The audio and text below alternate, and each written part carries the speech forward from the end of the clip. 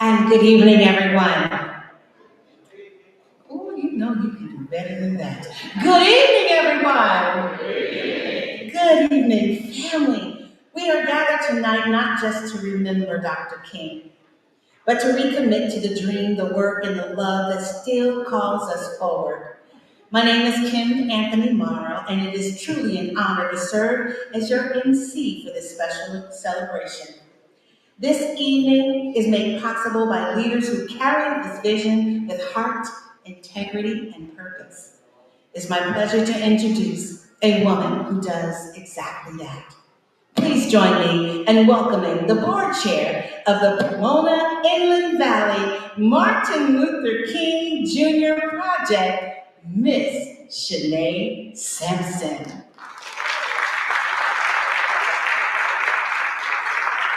Good evening, good evening. It's so wonderful to see all your beautiful faces and to come out this evening and share the honors with us.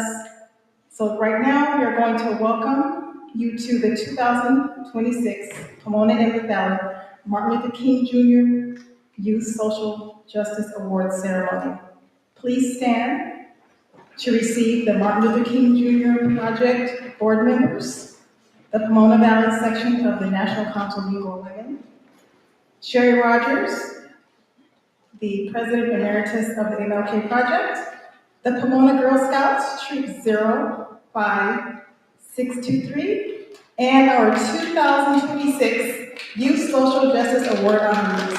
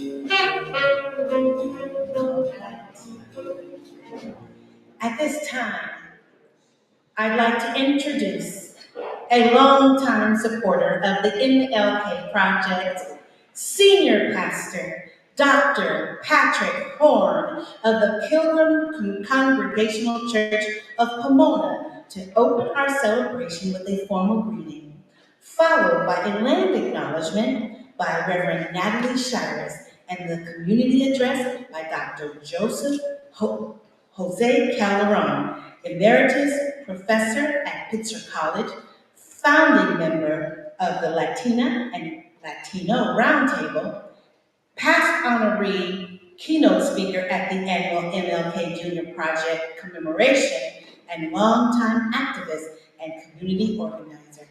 Ladies and gentlemen, please welcome to his pulpit, Senior Pastor Dr. Patrick Horn.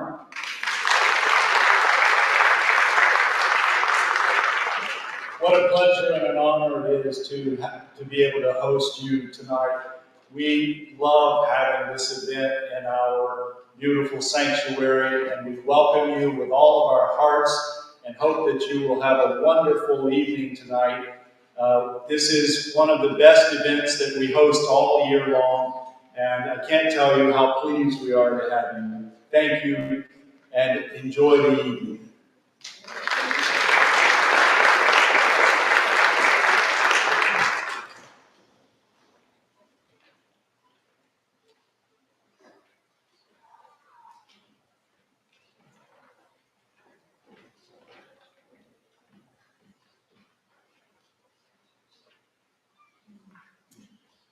The land acknowledgement.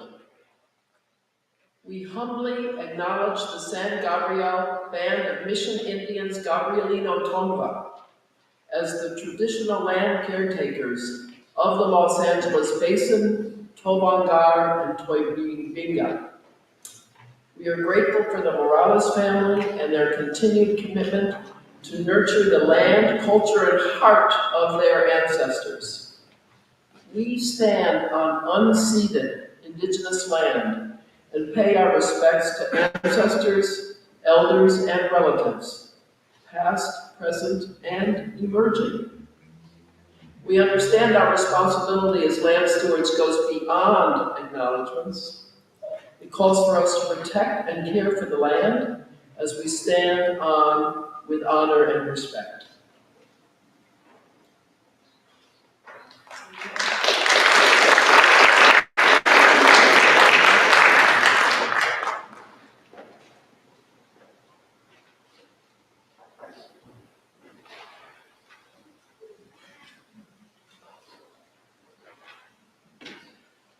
Thank you so much for the invitation. For years now, the Latino Roundtable has supported this spiritual gathering by the Pomona Inland Valley Martin Luther King Project.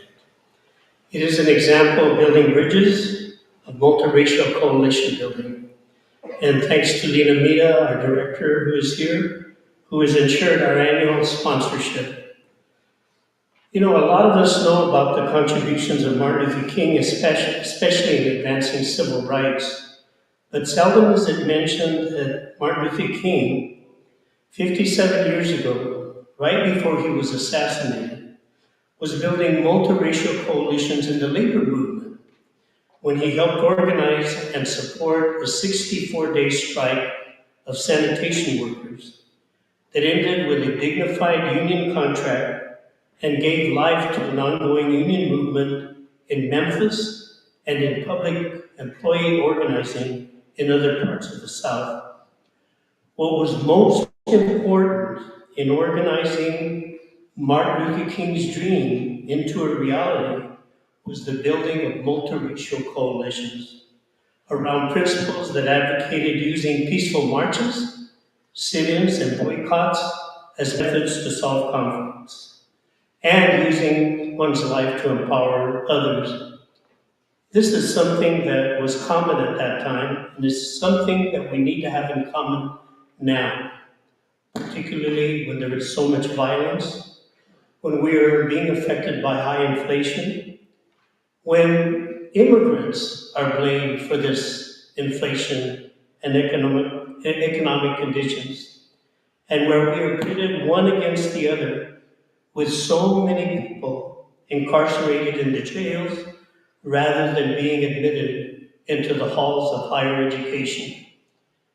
There is a tendency to take out one's suffering, one's pain, one's frustration on oneself or on each other, rather than using that energy to organize like Martin Luther King did to change the conditions which are causing our frustration and anger. MLK did not just do service in our communities by writing and speaking, but he was exemplary in organizing against injustices in all its manifestations, while building multiracial unity with our working poor, immigrants, unions, and our intersectional communities. Thank you so much for the invitation. For years now, the Latino Roundtable has supported this spiritual gathering by the Pomona Inland Valley Martin Luther King Project. And we just want to say that I want to invite you, as an example of our multiracial coalition building, to our annual Cesar Chavez breakfast on March 27th, where, like you are doing here, we present scholarships. And we invite you to our annual Dolores Huerta and Cesar Chavez Pilgrimage March on April 25th, that this year will begin at the Pomona Valley Pride Center and end at Tony Sedla Park, where we will join the Ohlone the Costanoan Rumsen Carmel tribe, and other tribes from the region in a powwow circle of unity. And I know that Jeanette, who we've always worked with in the NAACP, and then members of the Asian American community and members from our unions are going to join us as an example then of building long-term multiracial unity as we are honoring today in the example of Martin Luther King. So we just say today, with all of you, long live the legacy of Martin Luther King, and long live the Martin Luther King Project, and long live our unity. Thank you.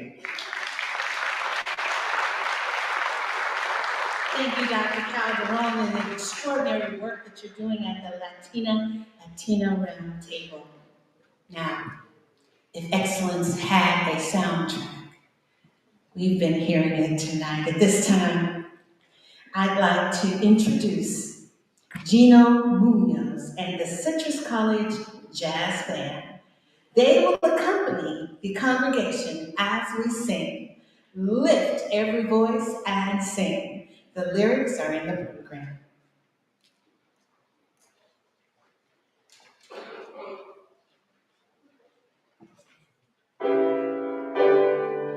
Can we all stand?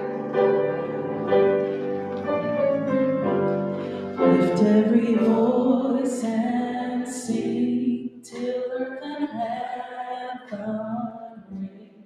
Ring with the harmonies of liberty. Let our rejoicing rise high as the listening skies. Let every sound loud as the rolling sea. Sing a song full of the faith that the darkness has taught us. Sing a song full of the hope that the present has brought us. Facing the rising sun of our new day begun. Let us march on till victory is won. Stony the road we trod, bitter the jesting rod, felt in the day that unborn had died, yet with a steady beat have not our weary come to the place for which a father's son have come over and over the ways that our tears won. We have come threading our path through the blood of stars. Out with the gloomy past, till now and then we last, where the lightning of stars cast.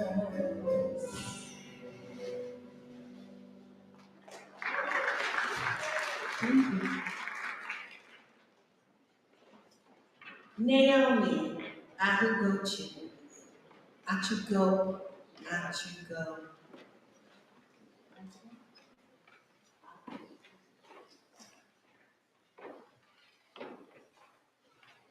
Achugu. That's important. Naomi Achugu is a 2025 MLK Social Justice Award honoree from Chafee High School. Yes, Naomi is currently attending USC, go Trojans, where she majors in public relations and advertising with a minor in law and social justice.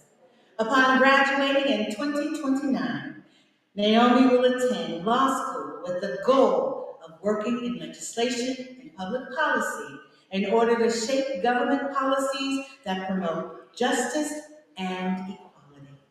Naomi is going to lead our litany of responsive reading. Make her feel welcome.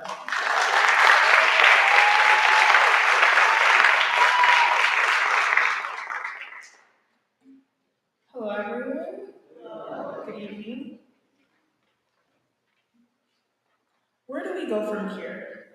First, we must massively assert our dignity and worth. We must stand up amidst a system that still oppresses us and develop an unassailable and majestic sense of values.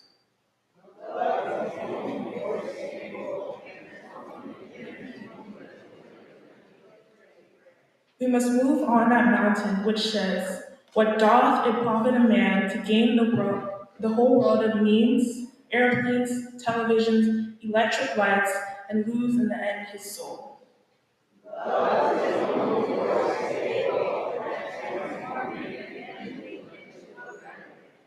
People often hate each other because they fear each other. They fear each other because they don't know each other. They don't know each other because they cannot communicate. They cannot communicate because they are separated.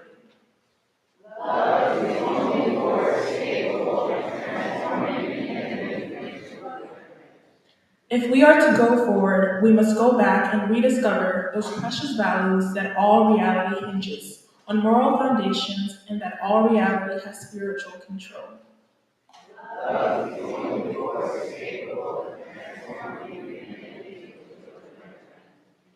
Life's most persistent and urgent question is, what are you doing for others?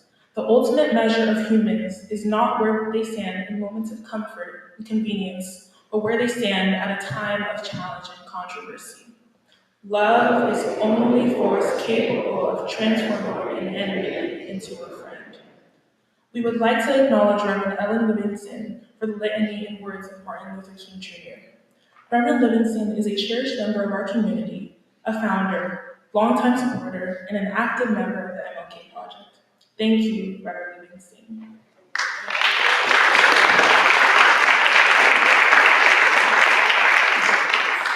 Thank you, Naomi. Let's give her a hand for the extraordinary work that she's doing. The time has come, ladies and gentlemen. Please welcome to the platform the PIV MLK Board Chair, Ms. Rita Shaw, who will introduce our keynote speaker. Rita?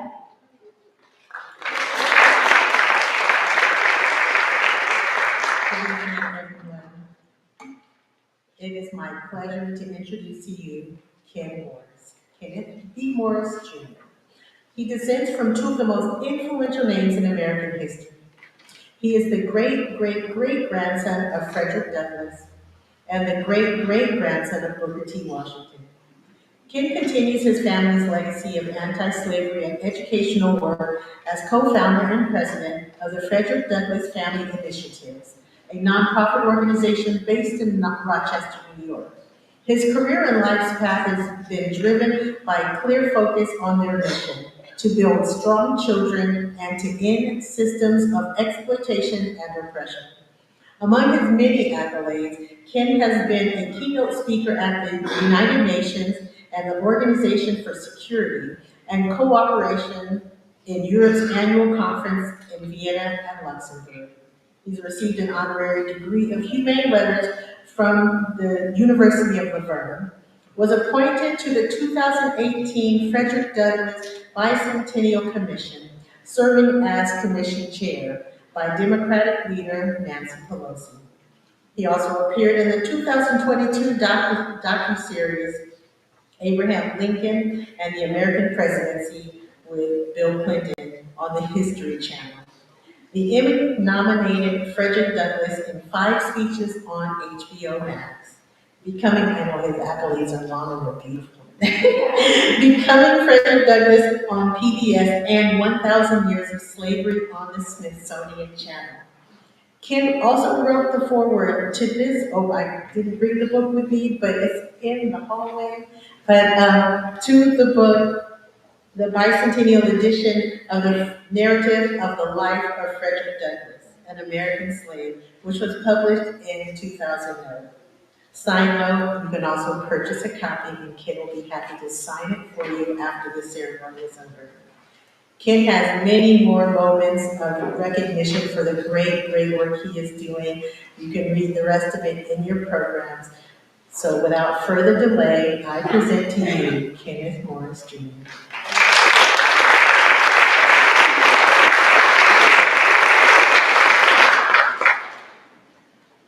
Thank you so much, Rita, for that wonderful introduction. It is my honor to be with you this evening for this very important event and celebrating our student honorees. And I'm just excited to be able to talk to you about my family, the importance of education in their lives, and how my ancestors understood from a very young age that education is going to be the pathway to freedom, and that has not changed as we sit here today.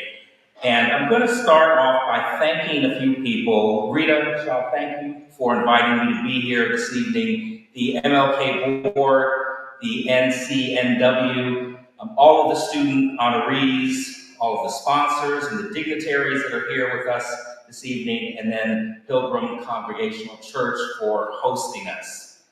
Now, when I was out in the hallway meeting people earlier, and I was explaining that I'm the great-great-great-grandson of Frederick Douglass and the great-great-grandson of Booker T. Washington, just about everybody that I interacted with had to ask me, so how many greats is that? So they would start counting, and all I know is it's a whole lot of greats.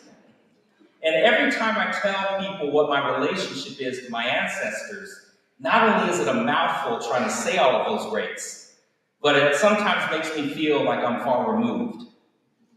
And you might be sitting there having a hard time trying to imagine what my connection is to Douglass and to Washington.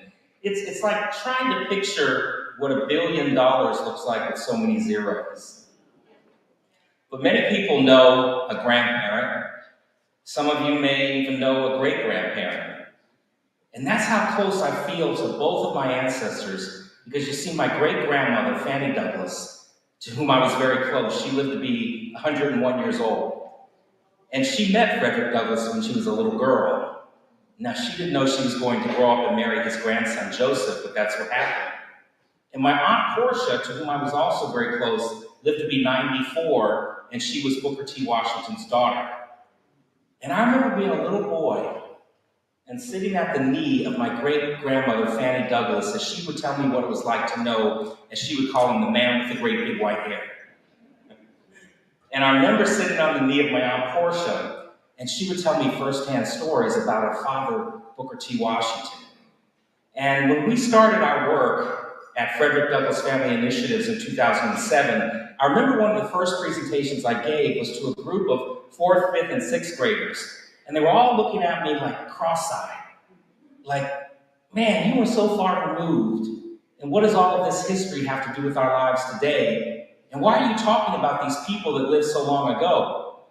And so I wanted to give them some context to help them understand the distance between the generations. And I had a thought that I think was kind of profound, that hands that touched the great Frederick Douglass and hands that touched the great Booker T. Washington also touched mine.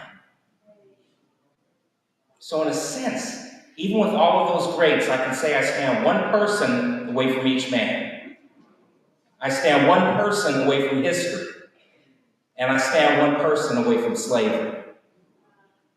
We're not that far removed from the history of slavery in this country, especially when you consider the generations. And so I'm going to talk to you about two men who were born into slavery. They were born into the most horrific conditions that a human being could be subjected to, but yet through the power of education.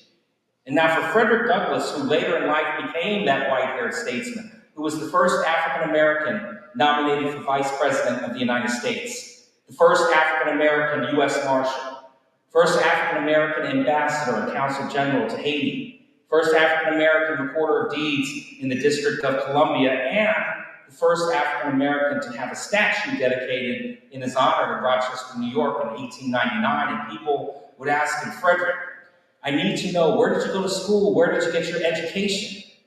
And having never spent one day of his life in a classroom, because it was illegal to teach an enslaved person to read and write, he was a self-taught scholar, and he would respond on occasion to that question by saying, my diploma is written on my back. My diploma is written on my back. And what he was talking about were the 20 years that he was enslaved with the name Frederick Augustus Washington Bailey, and the brutal beatings and whippings that he endured and survived. And so again, I'm going to tell you both of their stories as quickly as I can because I don't have all night. But they understood that education was going to be their pathway to freedom. Frederick Douglass was born Frederick Augustus Washington Bailey on the eastern shore of Maryland. He was born to an enslaved woman and to a white man. It was presumed that his father was his enslaver. He spent his whole life really trying to know who his father was, but it was his owner. He only saw his mother 4 or 5 times his whole life. That's because she lived on a plantation that was 12 miles away. So in order for her to see her son, she would have to work in the fields, picking cotton from sunup to sundown, walk 12 miles in the middle of the night, and spend just a few precious moments with him until he would fall asleep. And then she would walk 12 miles back so she could be back on the plantation by the time the sun came up, because if she wasn't, she was most likely going to endure a beating. He never had a pair of pants or shoes until he was about 6 or 7 years old.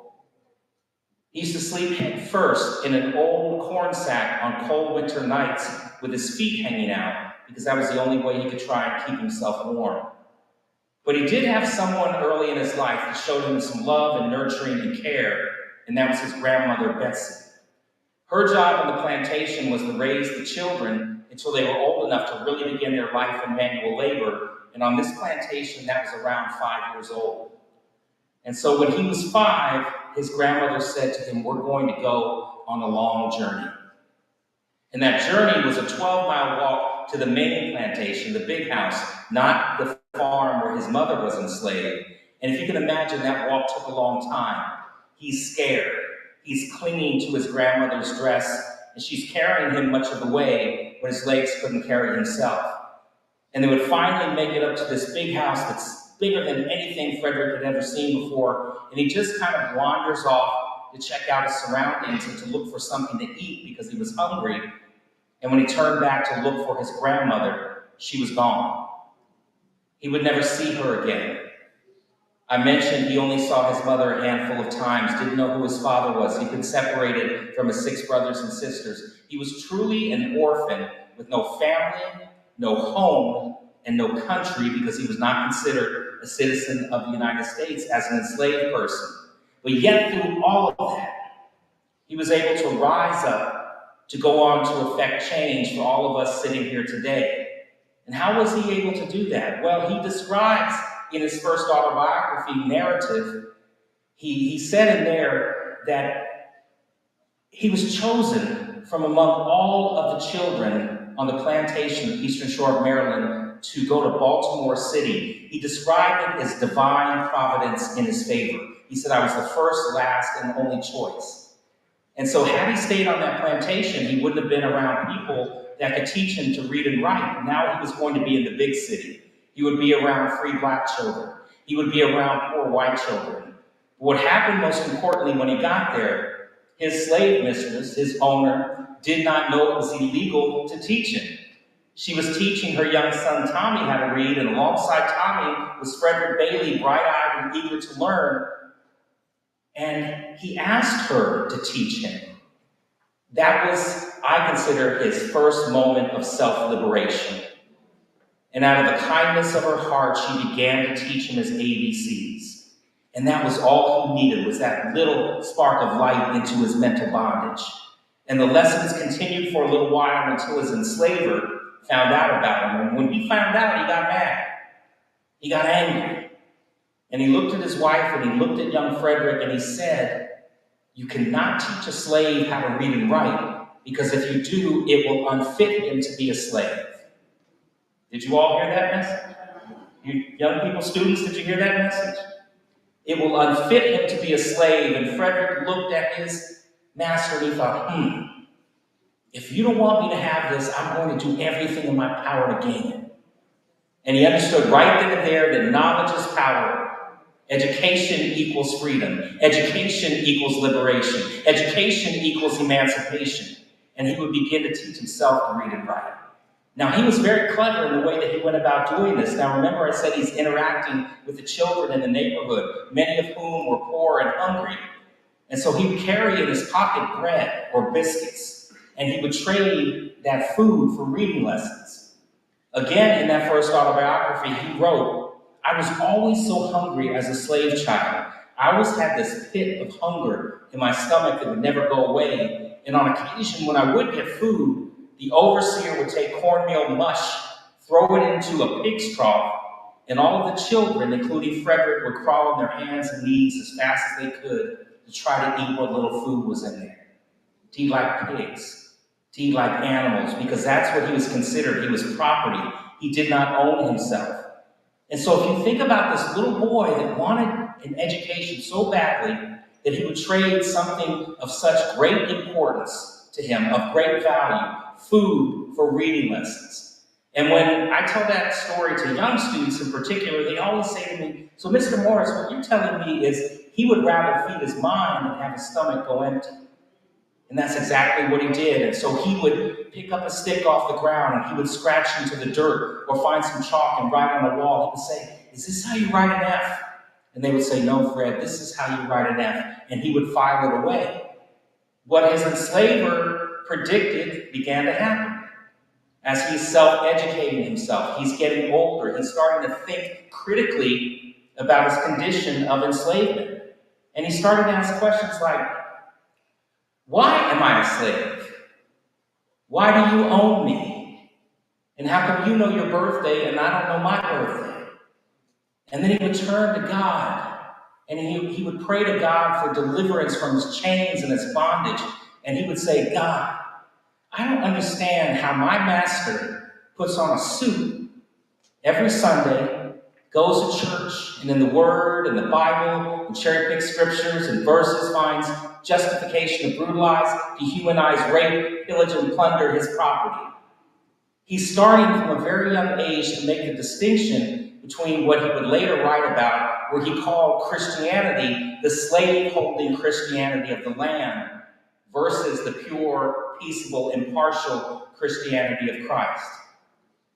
And when we interact with young people and we talk about that and how Frederick started to think about his condition, I would start to get questions from young people and say, why is it because I'm born into a certain zip code, I have less access to good education, health care, economic opportunity, versus someone else is born into another zip code through no fault of their own, and where the playing field is not level?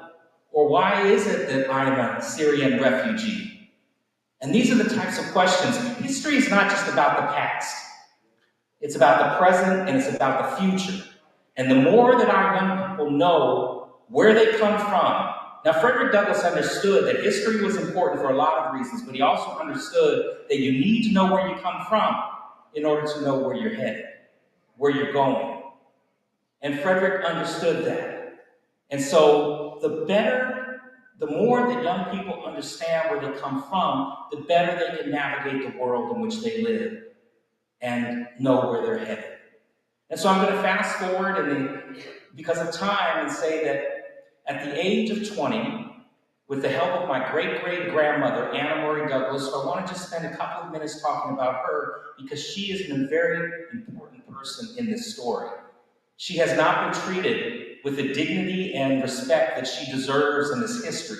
She's been brushed aside mostly by male white Douglass scholars that did not see this dark-skinned woman as important to the story. These scholars have placed her in the kitchen, in the garden. None of that is true. I mean, she was in the kitchen, the garden, that's true. But she was the queen. She and Frederick were married for 44 years. They had 5 children together and 21 grandchildren. She was a radical freedom fighter in her own right. Out of her home in Rochester, New York, she helped to ferry hundreds of freedom seekers to their freedom after the 1850 Fugitive Slave Law was enacted. Because of Rochester's proximity to Canada, these freedom seekers had to run all the way to Canada to get free. And she helped hundreds of those souls to get to Canada. So she's a very important part of the story, and we're working very hard to teach young people, our young ladies, our young girls, so they can see themselves in this history. So we're lifting up her life and legacy, and I'm excited to share that this September, the first Anna Murray Douglas biography is being published by Duke University Press. Yes, you can clap for that. It was written by a scholar and Frederick Douglass Family Initiative's advisor, Celeste Marie Bernier, who is at the University of Edinburgh in Scotland. And she has been researching, writing, and publishing and presenting about the Douglass family for more than 30 years. So when these scholars said, there's nothing to look for, Anna didn't write her story down, well, Celeste's biography is 1,200 pages long. In addition to that, she's transcribed more than 1,500 letters, and there are 1,200 photographs. And then as she got started on that biography, she thought, well, why don't we just do the whole family, the 5 children and the grandchildren? So now what we're looking at is a total of 10 volumes of books on the Douglass family, which I say will change and rock the world, because we're taking back control of the narrative in the way Anna and their 5 children have been treated. And so back to a teenage enslaved Frederick Bailey in Baltimore City. Anna helped to finance his escape. She was an entrepreneur. She was a businesswoman. She sold her personal belongings to pay for him to escape. She sewed the sailor's disguise that he would wear.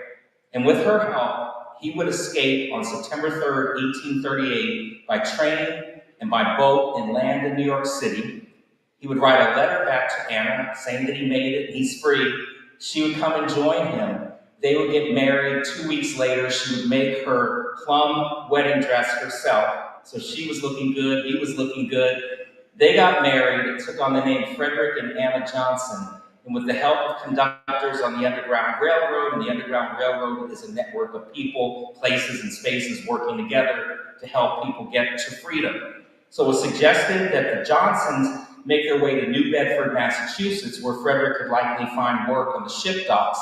He'd acquired a skill as a ship caulker while he was enslaved in Baltimore, so he had skills to work on his own. 2 weeks later, they would arrive in New Bedford, and they would stay at the home of Nathan and Polly Johnson, and Mr. Johnson was reading a Sir Walter Scott poem called Lady of the Lake, and in it is a character with the last name Douglas with 1 S.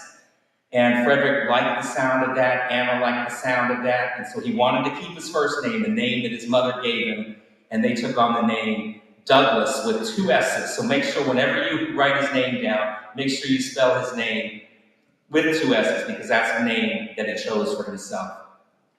Now, I am proud of my ancestors for a lot of reasons.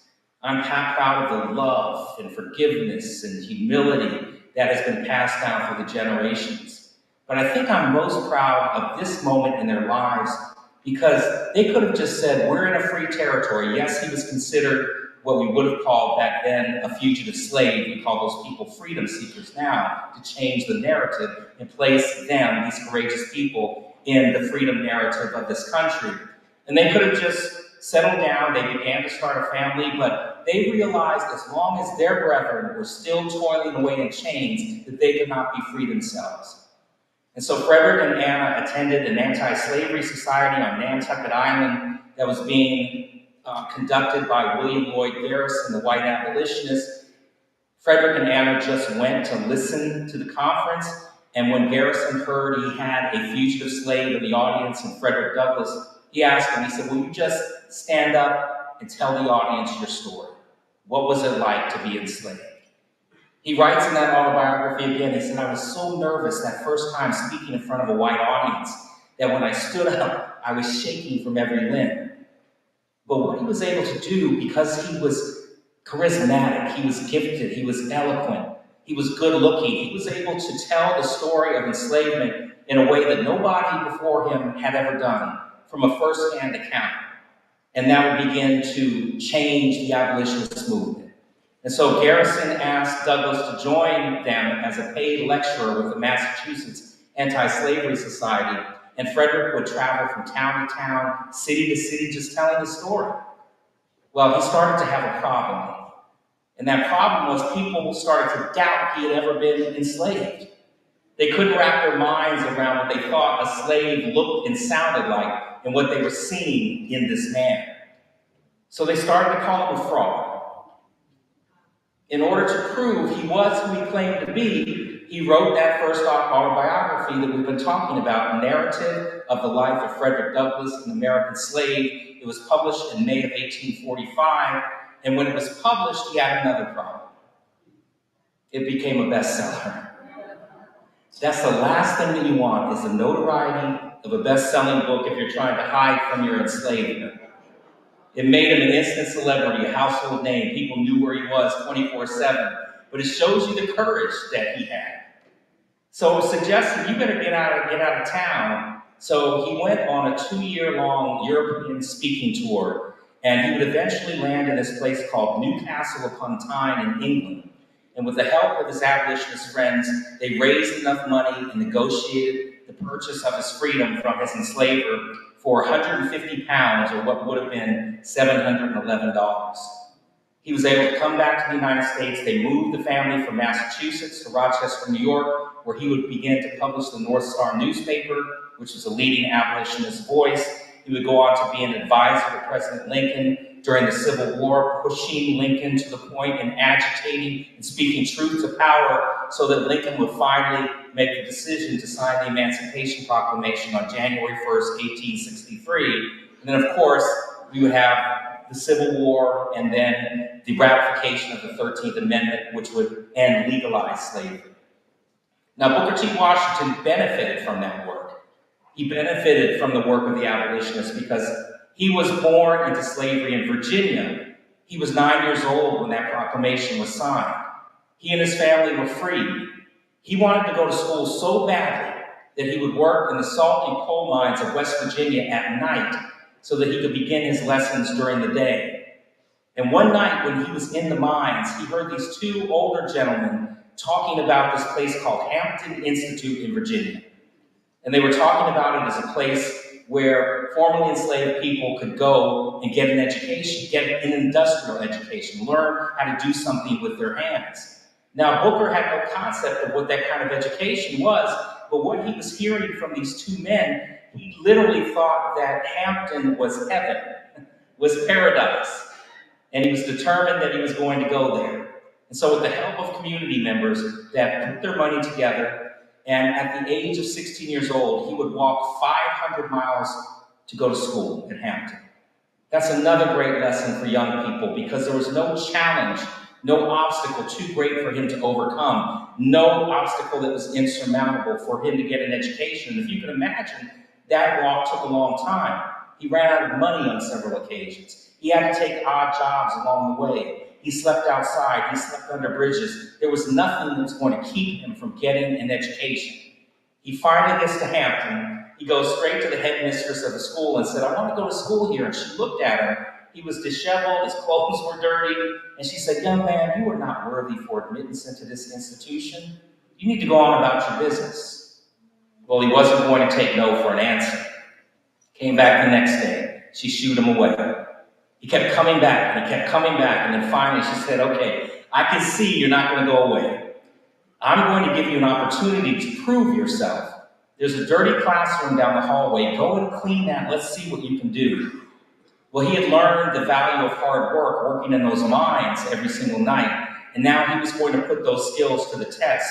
And so he cleaned and he cleaned. And when she finally came in to do what some of us remember back in the day as the white glove test, put on that white glove, and she's looking for dirt on the windowsills, the chairs, the tables. Not only couldn't she find dirt, she couldn't find one speck of dust. That place was pristine. And so she looked at him and said, "Okay, you've proven yourself. Now we're going to give you the job as a janitor so you can work your way through college." So he started at 16, he graduated just 3 years later. He would come back to Hampton as a teacher, and then in 1881, he got word that there was a group of people down in this place called Tuskegee, Alabama, that had money to start a school in the model of Hampton. And word got back that this teacher at Hampton, Booker T. Washington, was the man for the job, the founder, the principal. Booker T. accepted the position. He rushed down to Tuskegee to get started, and he started looking around for a classroom or a church somewhere where he could begin to teach his lessons in a formal setting. But there was nothing but farmland and dirt as far as the eyes could see. That didn't discourage him. He started recruiting students. He started to get them excited about getting an education. And one of the first things that he did was he taught them how to make bricks. Now, why do you think he taught them to make bricks? So they could build their own school. And if you were to do a Google search, you will find students at Tuskegee out in the hot sun, laboring away, building their school brick by brick. That's how much they wanted an education. And so Booker T understood that his education at Tuskegee needed to start with the basics. He believed that you couldn't start reaching for the higher aims in life until you could meet your basic needs in life. And so education at Tuskegee, right after emancipation, was teaching them hygiene, teaching them how to tie their shoes, how to brush their teeth. But what he did most importantly was he gave them a tool. He taught them how to be entrepreneurs, how to farm the land, how to be dressmakers, because he understood that there were really kind of two questions in his mind coming out of slavery. One was that there were abolitionists, white abolitionists, that believed slavery was morally wrong. But some of those same abolitionists didn't believe that black people were equal to white people. And so Booker T understood that you're not just going to get people to change their racist ideology overnight. So what he did was he showed free African Americans how they could change themselves, how they could overcome obstacles, develop strength of character, and rise by their own efforts to honorable positions of respect, but most importantly, self-esteem. So Washington was a leader who brought stability in a time of transition from enslavement to freedom, and it may be said that he is the person that bridged the gap between the signing of the Emancipation Proclamation and the Civil Rights Movement. Frederick Douglass is commonly known and referred to as the father of the Civil Rights Movement. Booker T. Washington takes on that mantle when Frederick Douglass passes away at the age of 77 in 1895, and then he would carry that forward. And so now I come into the picture. People ask me all the time, they'll say, was there ever a time when someone sat you down and said, we've got something really important to tell you? And I can't remember that, but I spent all of my summers in Frederick Douglass's summer beach house. It was built on the shores of the Chesapeake Bay by Frederick and Anna's youngest son, Charles, for Frederick to retire in. And so Charles asked his father, are there any special features that you want in the house? And Frederick said, yes, I want you to build it right on the water. I want you to put a tower at the top. And then what he wanted to do at the end of his life was sit in that tower, look back across the water, back across the Chesapeake Bay, because on the other side you could see land. And that land is the eastern shore of Maryland, where he had been born into slavery and where he toiled away in chains. Now, unfortunately, he passed away a couple of months before the house was completed, so he never lived in it, but I spent all my summers in that house. And there were images of my ancestors in every room. And I remember being about 5 or 6 and starting to notice that my ancestors were on statues. They were on money and postage stamps. Schools were named for them and bridges were named for them. And I'm looking around and I'm starting to feel that I'm in this long, vast shadow of two very important people. And I would ask my friends and classmates, are your grandparents on statues? That was a question. No. In that beach house, at the top of the stairs, there was this larger-than-life portrait of Frederick Douglass, the great abolitionist. The young Frederick Douglass, the one that looked directly in the camera and said, I am never going to look like a happy, amiable fugitive slave. And when you look me in the eyes, you're going to see my humanity. You're going to know that I'm a man worthy of freedom, worthy of citizenship. Do you all know that Frederick Douglass was the most photographed American of the 19th century? Photographed more than Abraham Lincoln, more than Ulysses S. Grant. His only contemporaries in the world that were photographed more than he was the British royal family. Because he understood that he could present himself as he wants to be seen. And this is another great lesson for young people. And so it was really important that he begin to change that racist narrative that was out there, because he's trying to counteract the notion in the public consciousness that people of African descent were not worthy of freedom. They would make excuses to try and justify enslaving and brutalizing and dehumanizing by saying, oh, these are groups of people, they're better off in slavery. They're getting some level of care. Listen to the happy songs that they sing. Remember when I said earlier that history is not just about the present or about the past, it's about the present and it's about the future? And if we think about the present day, when we hear some of our leaders talking about they're coming to invade our country, they're rapists, they're criminals, again, making a group of people an other to justify dehumanizing them. And so Frederick understood this, and he placed himself right into the middle of that. Now, I spent most of my life running away from this legacy for many reasons. I had seen what the pressure had done to those that came before me, including my grandfather, Frederick Douglass III. And by the way, people ask me all the time, so I know Frederick Douglass and Booker T. Washington weren't related to each other. How is it you're related to both of them? Anybody wondering that? Well, it happened on my mother's side of the family. My mother's mother, Nettie Hancock Washington, is Booker T. Washington's granddaughter. My mother's father, Frederick Douglass III, is Frederick Douglass's great-grandson. And so my grandparents met in 1941 at Tuskegee Institute. My grandfather was a surgeon. He'd been commissioned down there by the Veterans Administration during World War II. My grandmother was home for summer, and she wanted to visit friends and family, so she was rushing across campus to meet those friends. My grandfather was strolling coolly to get something to eat, and they literally bumped into each other. Didn't know that the other descended from an historic family, and they fell in love at first sight, and they wound up getting married just 3 months later. And so that's a happy love story. It was truly meant to be that the families come together, but there's also a tragic side of the story. My grandfather, the namesake of one of this country's greatest heroes, walked around with the weight of expectation on his shoulders his whole life. People expected him to be an iconic leader like his great-grandfather. But there's only one Frederick Douglass.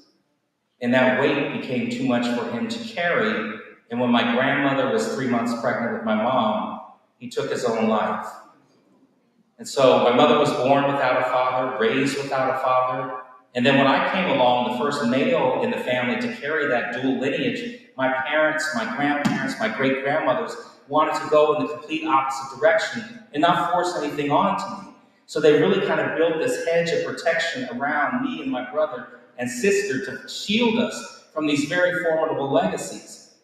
And so I grew up disengaged from this. The few times that I told people of my relationship when I was younger, nobody ever believed me. Nobody believed me. And when you're a kid, you get embarrassed and you don't want to talk about it. So I didn't talk about it. I was happy to be a father of 2 daughters, a business owner, a husband. I've now been married 41 years, and I'm very proud of that. Thank you. So leave me alone. I go to church on Sunday, I tithe, I'm good.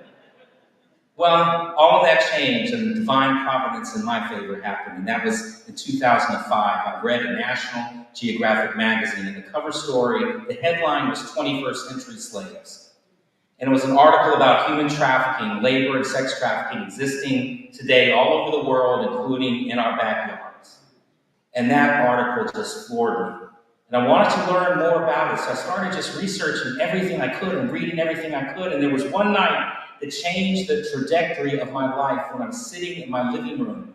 And I was reading another article about a 12-year-old girl who was forced to be a sex slave in the brothels of Southeast Asia. At that time, my older daughter was 12 and my younger daughter was 9.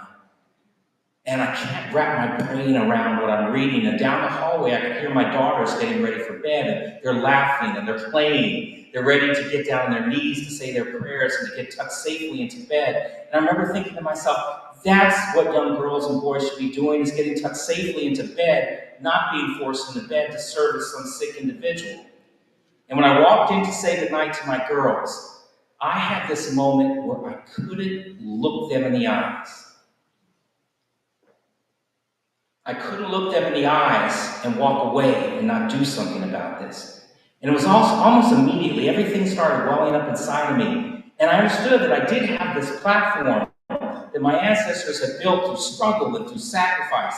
And perhaps we could leverage the historical significance of my ancestry to do something about this. So on one side, we have Frederick Douglass and his legacy as the great abolitionist. On the other side, Booker T. Washington and his legacy as the great educator. Aha, abolition through education. How can we teach teachers in the community to be unfit to be enslaved? And that's through education. And so I would encourage you to go to our website to see all of the great work we're doing, which is fdfi.org. But I will tell you that we are a leader in human trafficking prevention, education, and training of educators, and we deliver that education online. And in turn, the educators and other people in the community that want to learn the red flags to look out for deliver age-appropriate education in K through 12 schools. Yes, you heard me right, K through 12. We have to start early, but it is, again, age appropriate. And so that's the core of the work that we're doing. My ancestor, Booker T. Washington, once said, if you want to lift up yourself, lift up someone else. That's a message about service. And Frederick Douglass put it plainly when he said, it's easier to build strong children than to repair broken men. Those two truths sit right at the heart of why we are here this evening. And one of the themes I was asked to speak about tonight is achieving excellence. Not just excellence in grades and trophies, but excellence of character, excellence in service, and excellence in how we treat one another. Because what we are celebrating tonight is service. We are celebrating young people who have chosen to lift others. And we are celebrating the work of building strong children, strong communities, and a stronger future. Tonight, we gather for the MLK Project's Youth Social Justice Awards to honor 8 remarkable young people. Students from Eastvale, Montclair, Pomona, and Rancho Cucamonga. Sophomores and seniors. Young leaders who have already made the decision that their lives will stand for something. That kind of decision is what achieving excellence looks like at its highest level. It is choosing purpose over popularity and courage over comfort. And I'd be remiss if I didn't acknowledge my former professor, Dr. Richard Rose. Are you here tonight? I know you said you were coming. There he is, all the way in the back. Please give him a hand. Dr. Rose has long reminded his students that Dr. King's message is not just something we study, it's something we're called to live. Dr. Rose, thank you for being here, and it's an honor to see you this evening. And in a time like this, Dr. King's message is not just something to admire. It is something we must live, and it matters more than ever. Because for so many families right now, there's a real feeling of uneasiness in the air. People don't feel stable. People don't feel secure. In too many communities, there's a growing fear that the rules can change overnight, that your dignity can be questioned, that your rights can be tested, and that your very presence can be treated as a product. Some people are living with anxiety of deportation rates. Some are living with anxiety of being targeted for what they believe, what they look like, where they come from, or simply for refusing to abandon their neighbors. And in this moment, it can be tempting to retreat, to get quiet, to mind our own business, to say, let's just wait this one out. But Dr. King didn't believe in waiting on injustice. Before I continue, I want to let Dr. King speak for himself, because there are moments when our job is not to improve the message, but to be faithful to it, to let the truth land where it may, to let it sit with us and search us. In an excerpt from Dr. King's speech, Give Us the Ballot, delivered at the Prayer Pilgrimage for Freedom on May 17, 1957 at the Lincoln Memorial in Washington, D.C., he said, quote, "We come humbly to say to the men in the forefront of our government that the civil rights issue is not an ephemeral, evanescent domestic issue that can be kicked about by reactionary guardians of the status quo. It is rather an eternal moral issue which may well determine the destiny of our nation to the ideological struggle with communism. The hour is late. The clock of destiny is ticking out. We must act now before it is too late," end quote. He went on to say, quote, "There is a dire need today for a liberalism which is truly liberal. What we are witnessing today in so many northern communities is a sort of quasi-liberalism, which is based on the principle of looking empathetically at all sides. It is a liberalism so bent on seeing all sides that it fails to become committed to either side. It is a liberalism that is so objectively analytical that it is not subjectively committed. It is a liberalism which is neither hot nor cold, but lukewarm. We call for a liberalism from the North, which will be thoroughly committed to the ideal of racial justice and will not be detoured by the propaganda and subtle words of those who say, 'Slow up for a while. You're pushing too fast,' end quote. I chose this excerpt because I believe the country is in a struggle between the establishment ideals of quasi-liberals and the radical ideals that Dr. King represented. And in that speech, Dr. King gave the nation a warning that still lands with urgency today. He said, again, the hour is late. The clock of destiny is ticking out. We must act now before it's too late. That line has stayed with me because what Dr. King really reminded the nation is that justice is not something we can keep postponing. Justice is not something we can keep rescheduling. Justice is not something we deal with only when it's comfortable, only when it's popular, only when it's safe. Justice is a moral issue.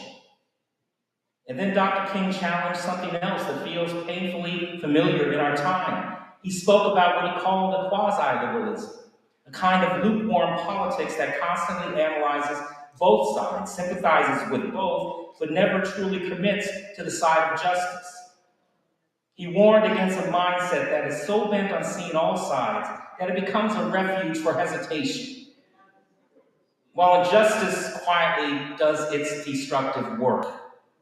Because Dr. King knew something we still have to wrestle with today. The greatest danger isn't always open hatred. Sometimes the most significant threat is comfortable hesitation. It's the temptation to say, slow up for a while. You're pushing too fast. But when people are being harmed, slow up is not a neutral position. Achieving excellence, especially moral excellence, means refusing to make peace with what is wrong. When families are living in fear, slow up is not a harmless suggestion. When young people are watching the world around them and asking, do I matter? Does my voice matter? Does my future matter? The answer cannot be slow up.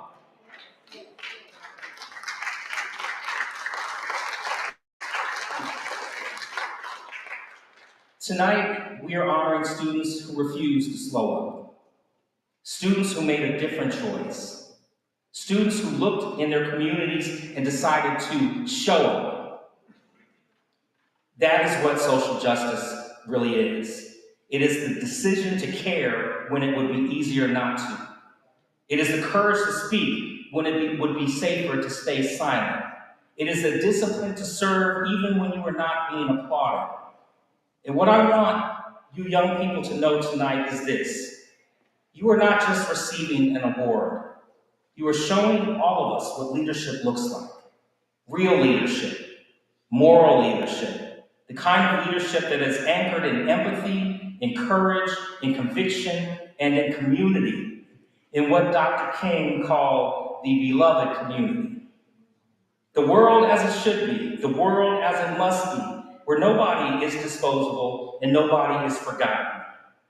Because Dr. King's vision was never just about changing laws, it was about transforming hearts, transforming systems, transforming the moral direction of this country. So to the students being honored tonight, keep going, keep learning, keep building, keep organizing, keep serving. And whatever you do, honor your compassion, because compassion is not weakness, it's power. And to everyone else in this room, let's not only celebrate these students, let's support them. Let's cover them. Let's encourage them. Let's make sure that they have what they need to do the work they've been called to do. Because the hour is late, and the clock of destiny is still ticking, and the beloved community is not going to build itself. Thank you all very much. Thank you.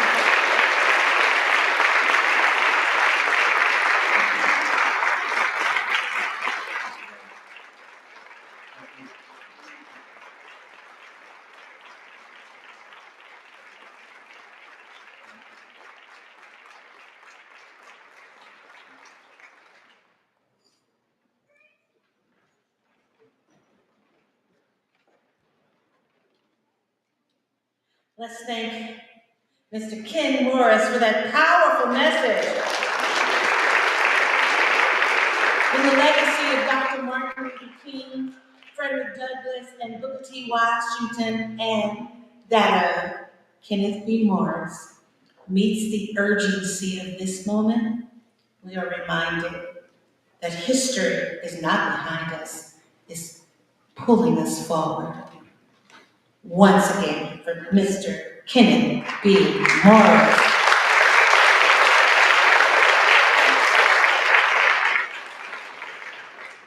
At this time, please give a warm welcome to Ms. Cynthia Barnes-Slater, the PIV MLK Community Affairs Member, to lead the responsive reading from the words of Dr. Martin Luther King.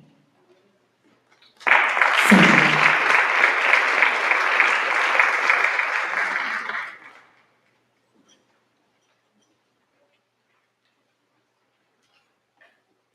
Please follow along to the words of Martin Luther King, adapted by the Zennie Cummings Community Support and Read.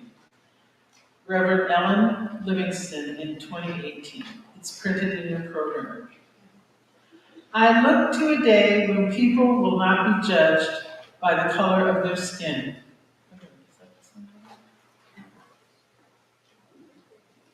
Sorry, let me start again.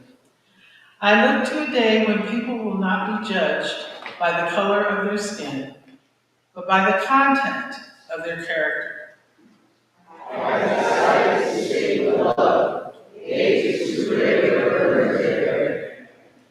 Darkness cannot drive out darkness.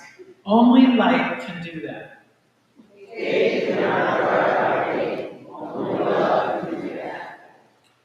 We must develop and maintain the capacity to forgive.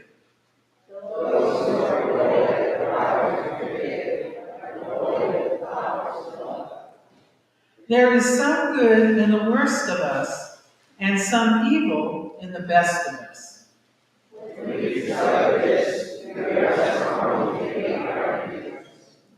Faith is taking the first step, even when you don't see the whole staircase.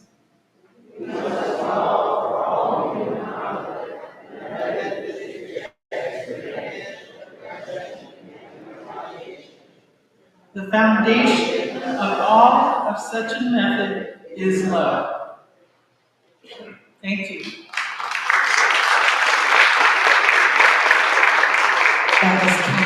That was Cynthia Barnes-Slater. At this time, please welcome the wonderful Jamie Lindsay, who is our Marketplace Chair. Make her feel welcome as she comes.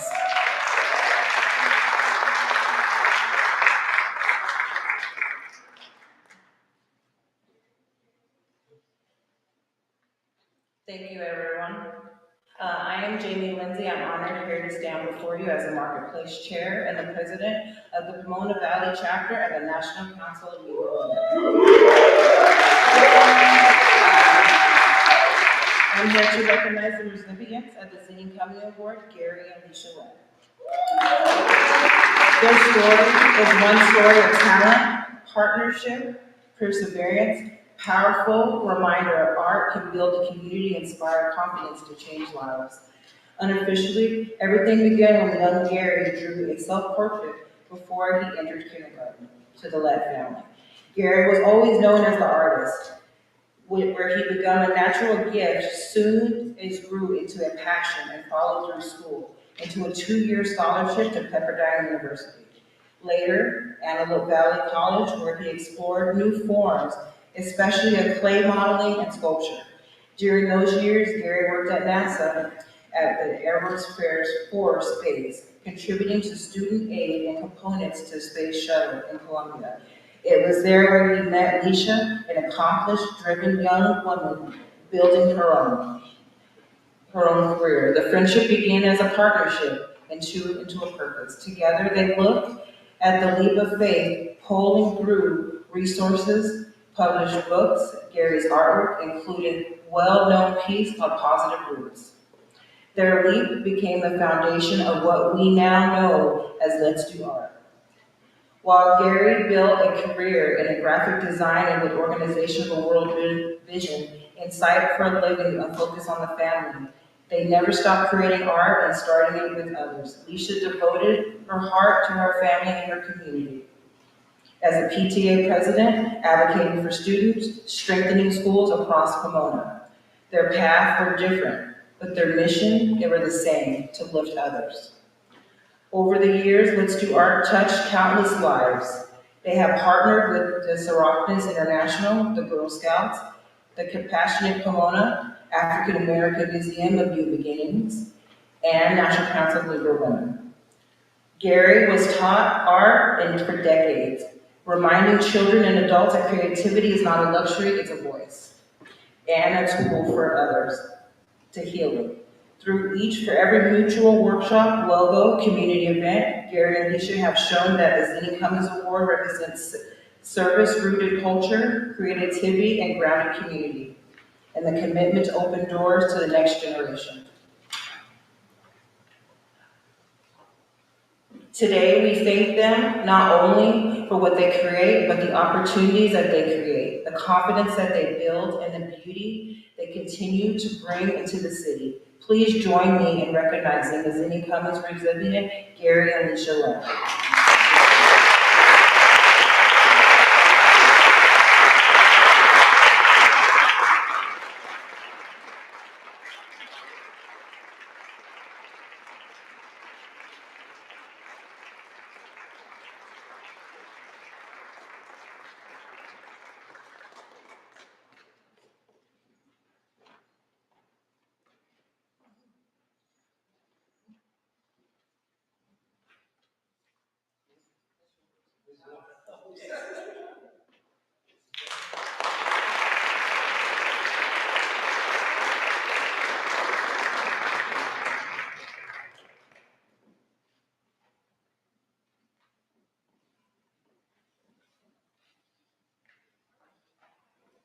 First, I believe that chivalry is not dead.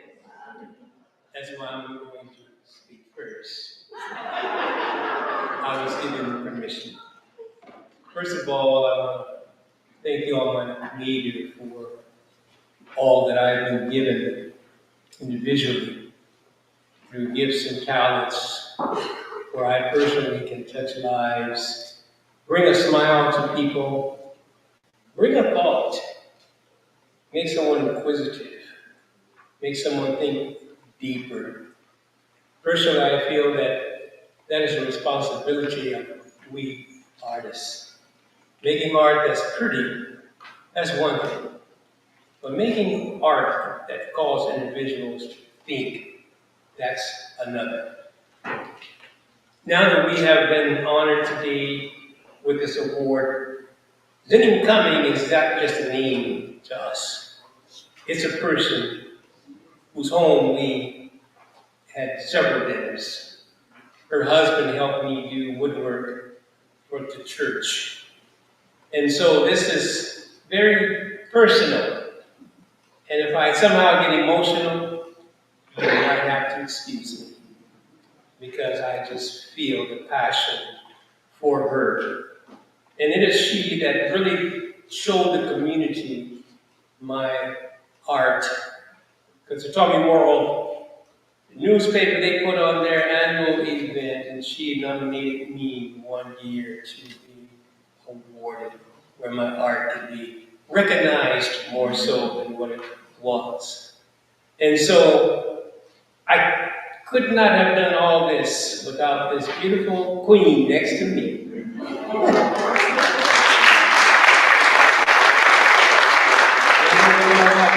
Minutes. But you can read more about our history in the program.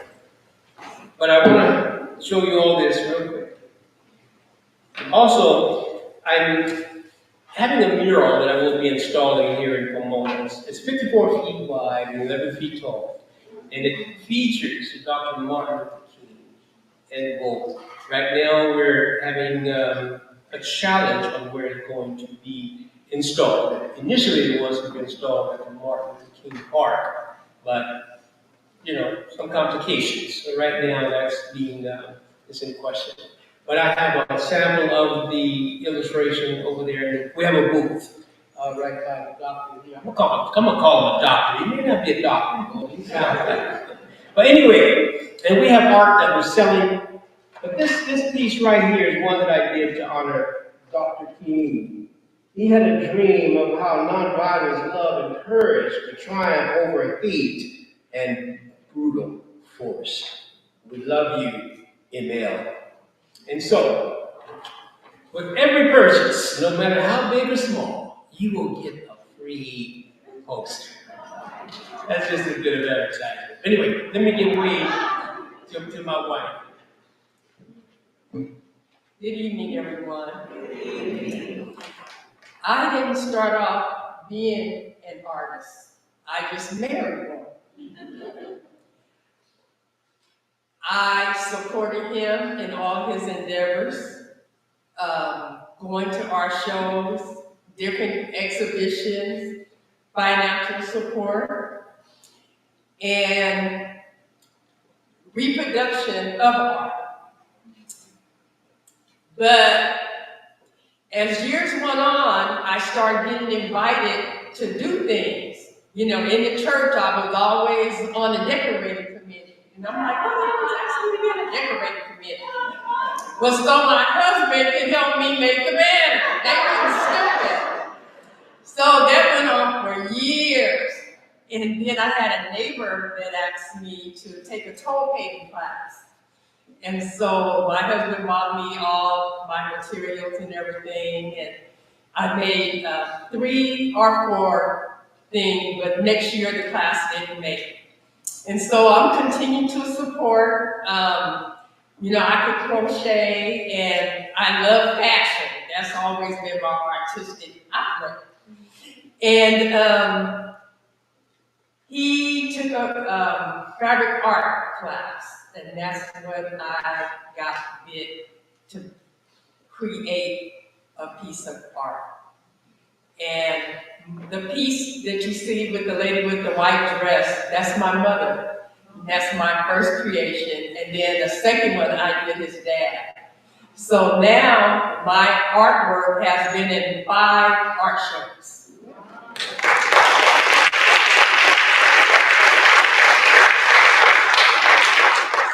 And so he was my spiritual inspiration in doing that. Our first collaboration, and then I did the second one on my own and taking a class being his student. But I would like to thank everyone, the board, each of you, Kim Anthony, Shanae, Gail, Natalie, Renee,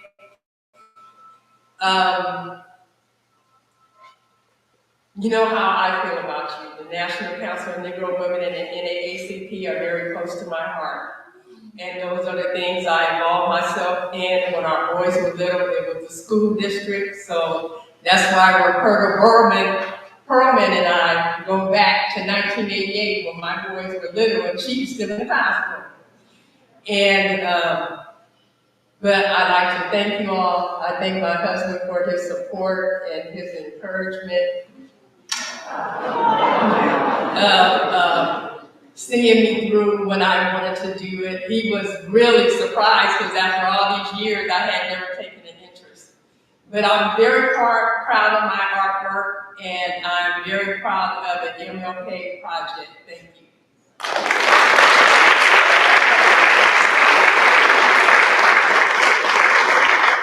Once again, for Alicia and Gary Webb.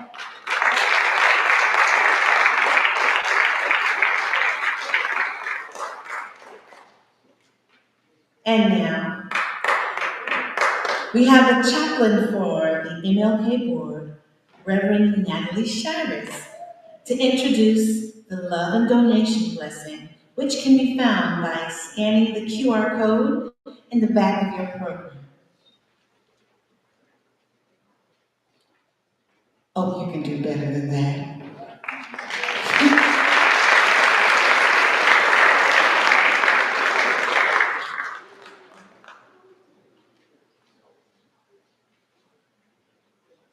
Isn't she just beautiful and her ethnic garb? Dr. Natalie Shires.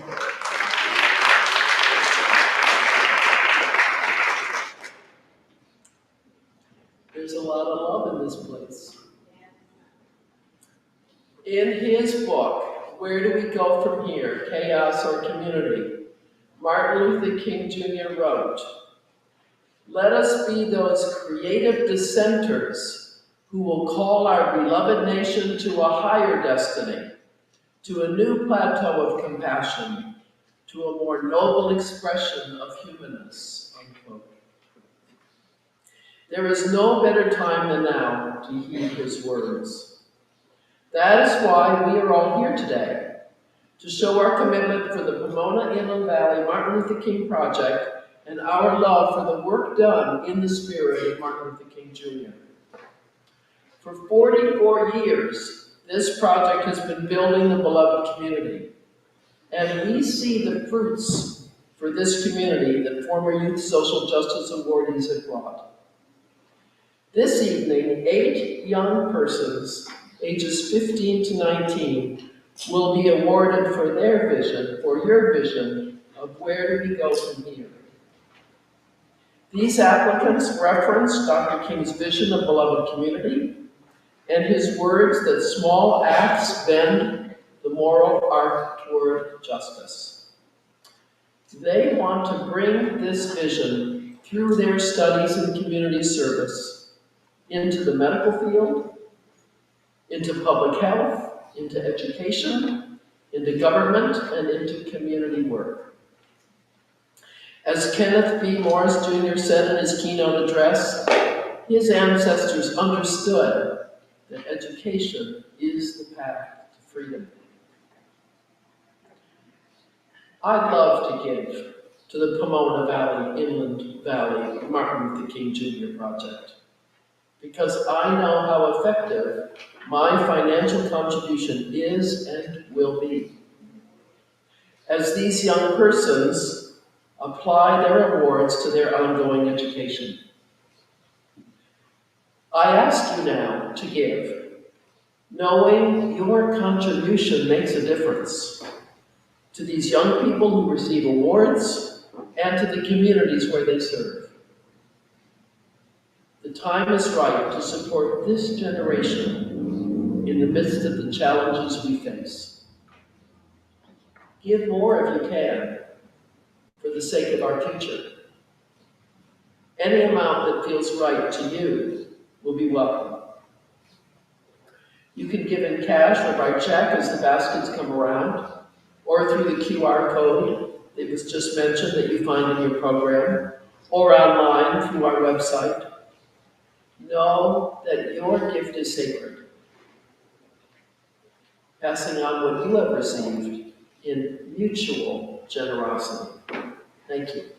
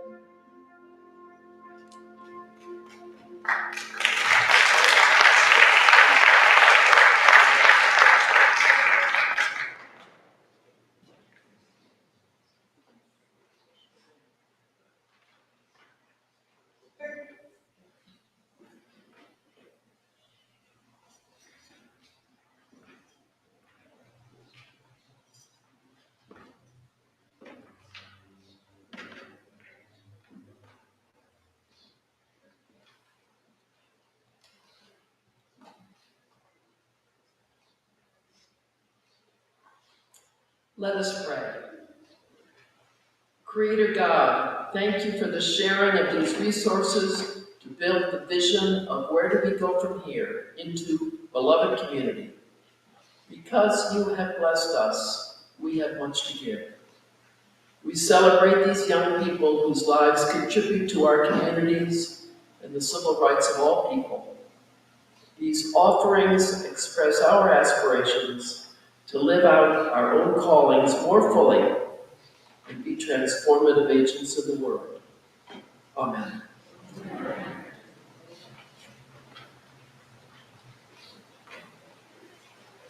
Thank you, Dr. Sharks.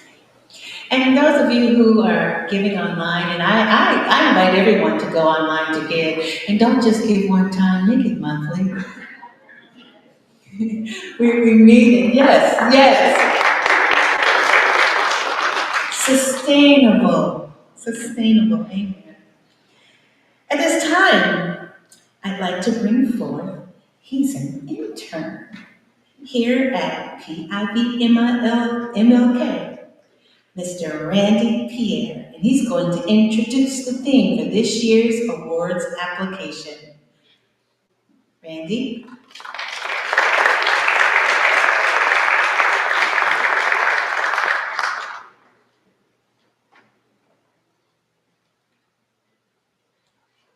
Good evening, everyone. It's my esteemed honor to introduce the theme and the awardees for this evening. On August 16, 1967, in Atlanta, Georgia, Dr. King addressed the crowd at the 11th Annual Southern Christian Leadership Conference and posed a question that still stirs the conscience of our nation. Where do we go from here? In the wake of the passing of landmark legislation such as the Civil Rights Act of 1964 and the Voting Rights Act of 1965, the speech addresses the next step for the civil rights movement, focusing on economic justice, unity, and global solidarity. Throughout the speech, Dr. King breaks down the small steps that it takes to reach equal opportunity for Black Americans. And while the road may seem hard and daunting, Dr. King reminds us that with love, perseverance, and hope, we can truly one day achieve freedom for all. Those very values are reflected in our honorees today. Using this speech, our essay question asked our applicants to describe how they have worked or plan to work to strengthen unity and justice in their school and communities. The intention behind this was to have them thinking about the next steps for their communities and how they plan to lead the charge. And I think I can speak for the whole MLK Project Board when we say we were absolutely blown away by our recipients. They rose to the occasion, and I, for one, can't wait to see where they go from here. And now it's time to present you all with your Youth Social Justice Award. I stand before you to announce our 8 honorees with very different approaches to youth social justice work. The more that we read their essays, the more inspired that we became. And you're in for a treat to discover how some of the next generation actually spends their time outside the classroom to embrace community engagement. And so tonight, as I call each awardee, they will receive a certificate and an award for the Pomona Inland Valley Martin Luther King Jr. Project, a special gift from the Pomona Valley branch of the NAACP, and the certificates from Assembly Member Michelle Rodriguez, Pomona Mayor Tim Sandoval, Claremont Mayor Jennifer Stark, Pomona Unified School District Superintendent Darren Knowles, and certificates of recognition from Senator Susan Rubio. Awardees, you'll enter the stage, as I call your name, you'll enter the stage from your left. Pick up your award from Charles Rodek, shake the hand of Sinead Simpson, and pause for a picture over here. You'll exit back down on the left and we'll take your seats. And as we call the last awardee, everyone will come back and take their group photo after the last person's been called. And so first we have Rosa Navarro. Rosa is a sophomore from Gary High School, and her essay. You can say that I'm for the end, because I'm going to read the description for everyone. But in her essay, she wrote of being inspired by MLK's adamant pursuit of love and stated that without intention, without love, without the kindness of your heart, the value of your action, it means nothing. As a scholar, athlete, and animal lover, Rosa's goal is to share the value of love by caring for animals who give so instinctively and unconditionally. The writers of Rosa's letters with recommendation described her as an influential leader on campus with perceptive knowledge, adaptable nature, and an empathetic heart. Congratulations, Rosa.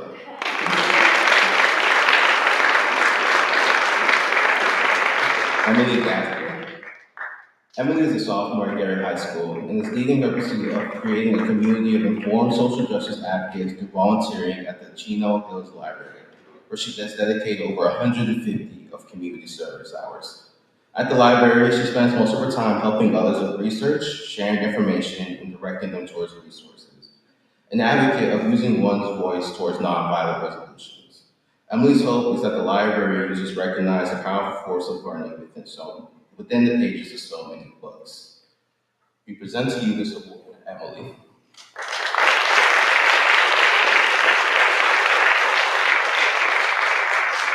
Evelyn Aguilar Perez. Evelyn is a sophomore at Gary High School and is born and raised in Pomona. At an early age, she learned through her father that one day you can have the world at your feet, and next it can feel like the world has its feet on you. She states this is the reason to work towards building a community in which all community members have sufficient housing and enough food to eat, regardless of the color of their skin.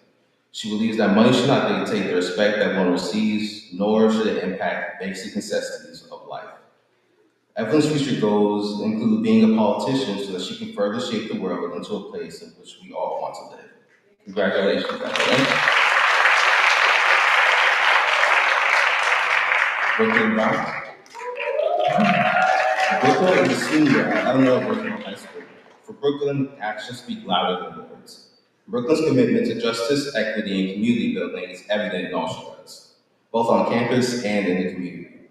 A leader in her own right, Brooklyn has helped organize a cultural diversity fair in which all members of her high school campus were able to learn about one another through food, interactive activities, and scheduled presentations. We are honored to present this award to you, Brooklyn.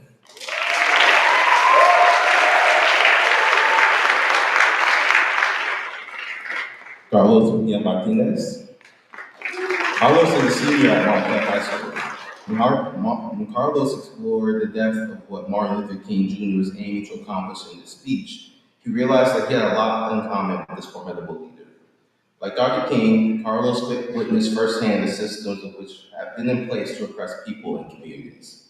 During a trip to the hospital where his grandmother received dialysis treatment, he saw many patients who were more comfortable speaking Spanish, but fewer people who were adequately to translate the conversation. While Carlos often supported his grandmother, he felt compelled to make other patients to feel. He felt compelled to make sure other patients had someone to bridge the valley of misunderstanding. This began his volunteer position at the Fulton Valley Hospital, where he has amassed over 200 hours of community service. Let's give Carlos a hand clap.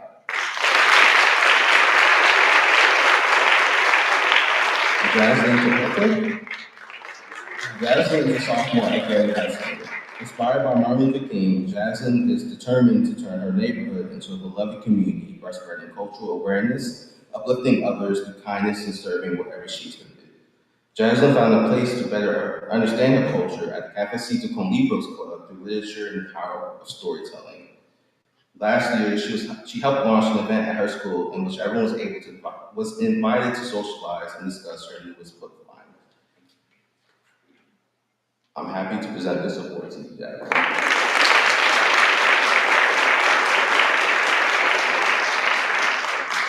And last but not least, we have Cole Coates. Cole Coates is a senior at Los Altos High School. His confidence comes from the meticulous construction of lessons learned growing up in the predominantly white community. Cole was never meant to sit in the background, but to be a leader who lays the road for those who come after him. As a mentor to the youth who feel alienated and disconnected from their academic environment, he says he wants to demonstrate that anyone can achieve whatever goal they put their minds to, provided that they work hard for it. We're honored to present this award to you, Cole. So now let's give all our awardees a standing ovation. And as our awardees come up to take their group photo.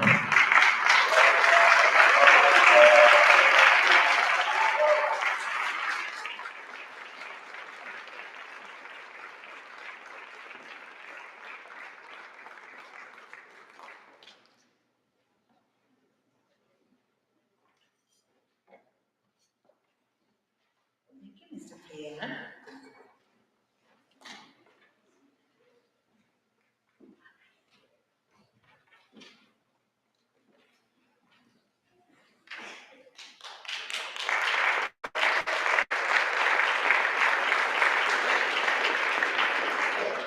Let's give all of our awardees tonight a rousing round of applause.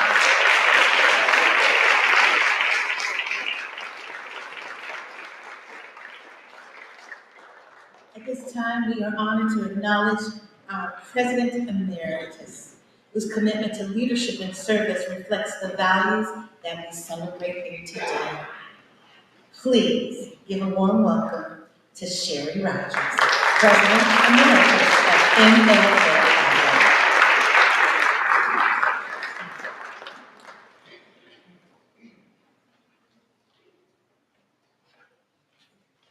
I feel so refreshed just watching everything. Yes. Well, hello, everyone. Welcome again to the 2026 Pomona Inland Valley Martin Luther King Project. Still here. My goal right now is to make some acknowledgments, and that's from longtime supporters. And I know you heard that education is key. We know it makes a difference, and the only way that we can continue to make a difference in students in this community is through support. So you heard Cynthia, that was so nice the way she said that. But you can give always. You can always give, not just today. So without further ado, I'm going to acknowledge a few folks, but every dollar counts and adds up so that we can continue. Because there are books, there's transportation expenses, there is, lab expenses, not just tuition. They still got to try to make it work. And actually, if you think about it, some of these youth, I don't know this, but they may be also participating in the financial support in their home. And so therefore, your support, us supporting them, might allow them to keep doing that. So just keep that in mind as we acknowledge our community leaders for their long time support. The Pomona Inland Valley Board, their long work.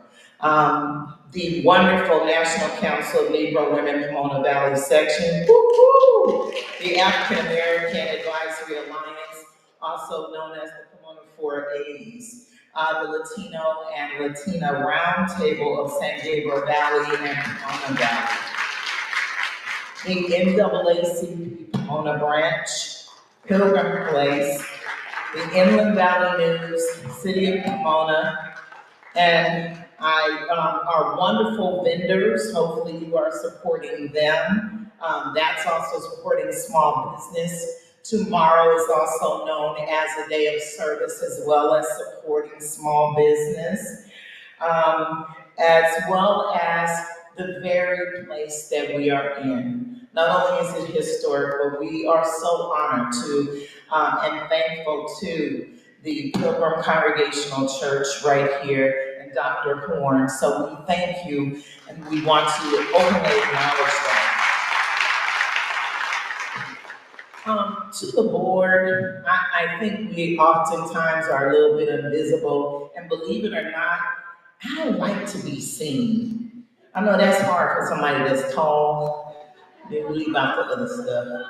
I'm a little loud. It's kind of hard to be invisible, but I really don't like to be on the spotlight. But I know that you can't run away from what's kind of already there, even though I try. So I want to go ahead and acknowledge this wonderful board who we work tirelessly.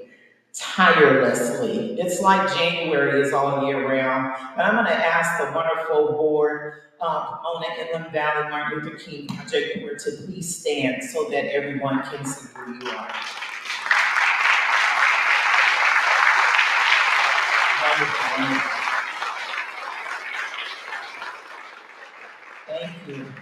I've also been given another little surprise task. Where is Kristen? Is she leave out here? Okay. So, this changed hands in a wonderful way to our lovely chair and co-chair, Shanae Sampson. The chair, wonderful, fabulous chair. Please stand, Miss Shanae. And to Rita Shaw, as co-chair. They have done an outstanding job. Outstanding and phenomenal. And I understand we have a little surprise for you. So don't stand up, you can't hide either. No, I get to hide, you can't. So we have a little acknowledgement for them, so come on over. Congratulations on a wonderful, wonderful, wonderful.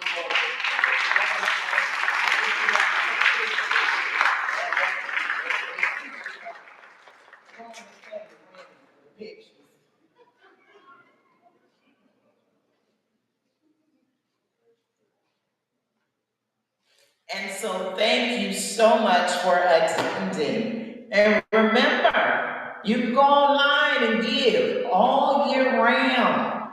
This is your formal invitation. When you got that extra $20 or tax season coming up, you're gonna maybe get some money or I don't know, the other monies that might come. Go on and drop a little bit of it so that we can continue. We want to fill this whole front row. We get excited. when we have lots of money to give away. And the only way we can do that is if y'all just dig. Go on and give that $100. Go and get that 250, 1,000, 5,000, 10,000. Go ahead and give it. You got it to give. But look at the difference that you will make. Thank you so much. Once again, that's Miss Sherry Rogers. Thank you. Okay, well, as we close out the evening, we want to especially acknowledge the birthday of Martin Luther King Jr. We are thankful for his unmatched example of leadership and for creating this pathway to social justice and equality for which our community awardees continue to march upon their community engagement practices. After the benediction, we will recess to the selection of Stevie Wonder's Happy Birthday song, a song he wrote and performed in support of Martin Luther King Jr.'s birthday becoming a national holiday. And it's still a national holiday in my heart. Ladies and gentlemen, once again, Reverend Natalie Shires to present the benediction.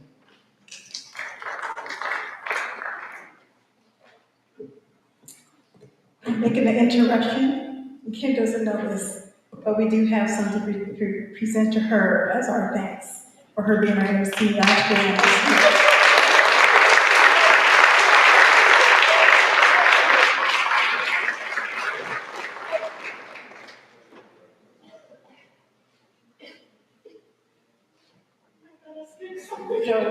You did great. Didn't you do great this evening? Thank you. So now we'll bring up Reverend Shires to do our benediction.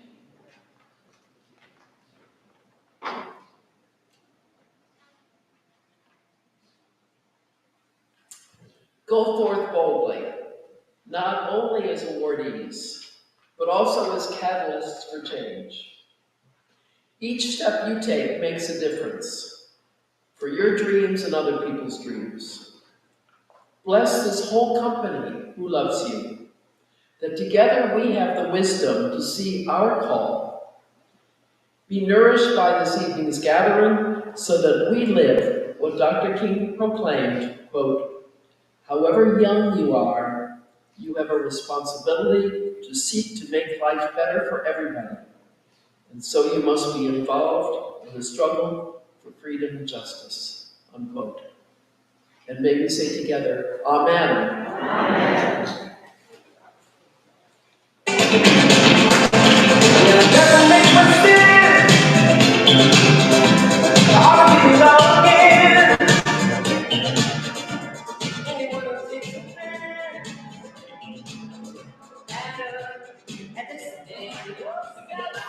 At this time, please follow tonight's honorees, their families, to the MLK Project Board and MCNW to the reception in the Pilgrim Hall for personal photos. Mr. Morrison's book signing, fellowship, and the vendor marketplace. Refreshments are courtesy of the Pomona Valley section of the National Council of Neighborhood Women. I am Kim Anthony Mara. Good night.